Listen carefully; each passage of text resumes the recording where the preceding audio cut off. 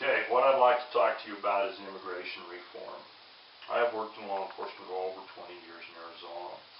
One day, one of the guys I was working with pulled over a pickup truck that was possibly stolen out of Nevada.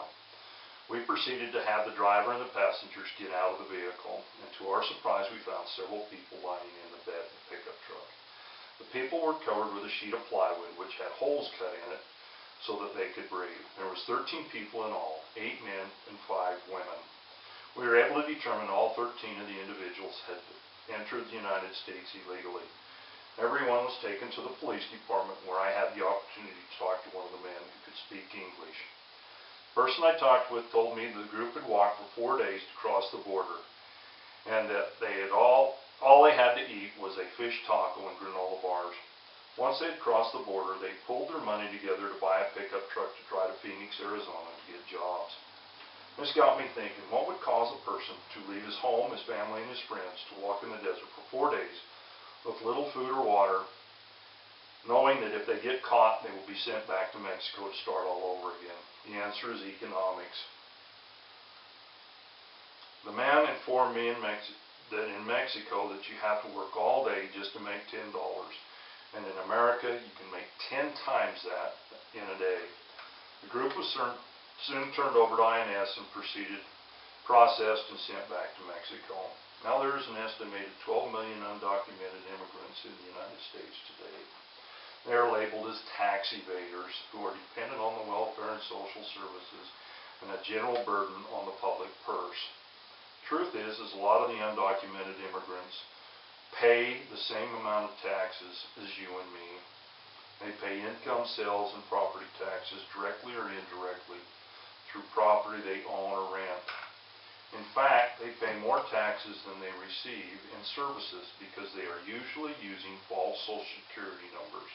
A report by the New York Times dated April 5, 2005 stated that the Social Security Administration receives $7 billion a year from fake Social Security cards. These extra taxes benefit the government as well as legitimate taxpayers just like you and me. In contrast, 60% of the U.S. citizens actually receive more from the U.S. government than they pay in taxes. So why are Americans so concerned? Most people believe that undocumented immigrants take jobs from U.S. citizens.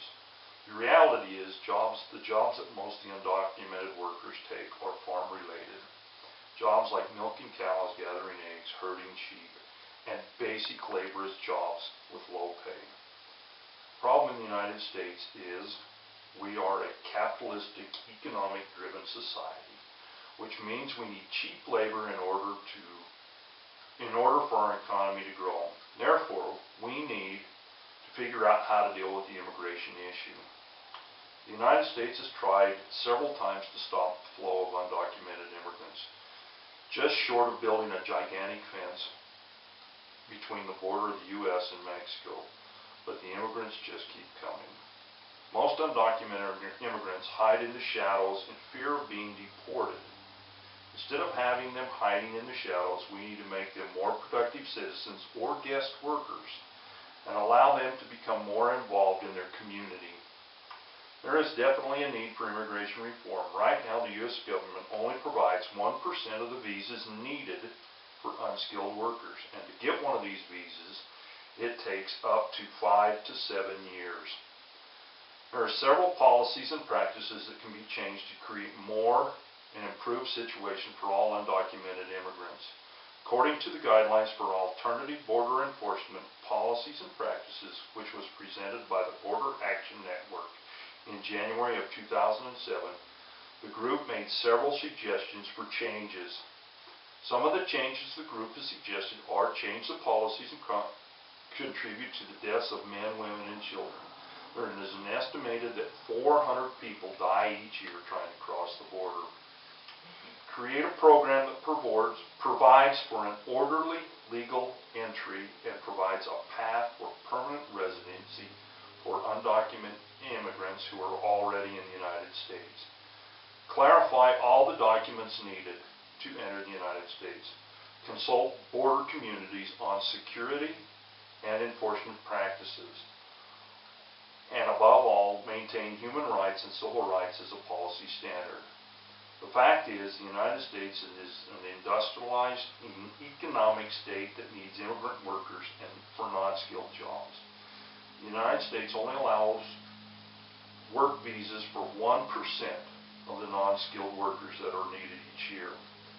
With changes to policies concerning the border, visas, and undocumented immigrants that are already in the United States, everyone would benefit greatly. So what you need to do is contact our senators and congressmen concerning immigration reform. Here is a list of the names and addresses of our representatives that you can call or write a letter encouraging them to support immigration reform.